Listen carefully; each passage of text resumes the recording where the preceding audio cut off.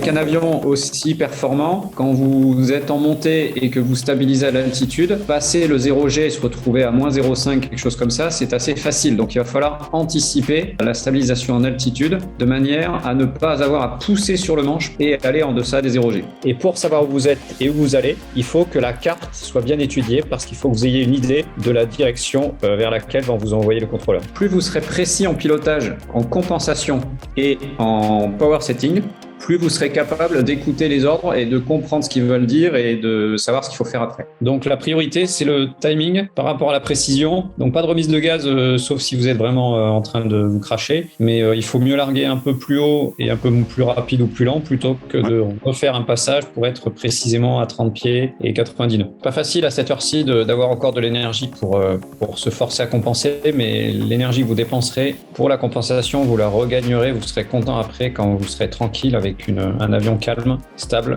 et juste à regarder dehors pour voir un peu ce qui se passe. C'est plus facile de voir des informations plutôt que de s'en souvenir. On est déjà sous stress quand on les note. On ne sait pas forcément ce qui est important, de pas important. Et plus vous travaillez sur la mémoire, moins vous êtes capable de piloter en même temps, de regarder dehors, de noter les numéros énormes qui sont marqués dans le sable. Et c'est ça en fait qui peut vous permettre d'être plus précis. On s'aperçoit dans pas mal d'accidents, travaille un peu dans le domaine, que l'excès de confiance dans les systèmes ultra modernes, c'est dangereux. Et le fait de ne pas avoir appris sur des machines traditionnelles, ça empêche les pilotes de machines modernes de revenir à du basique qu'ils ne connaissent pas finalement. Accrochez-vous, n'hésitez pas à manger des barres de céréales, à boire un petit peu. Si vous avez 5 minutes à faire un petit tour, à changer d'activité. So you've got 50 minutes to heat up your pizza, eat your pasta and be ready for Mission Morocco. L'avantage, c'est qu'on n'oublie pas ce genre d'avertissement. Non, exactement, c'est ça.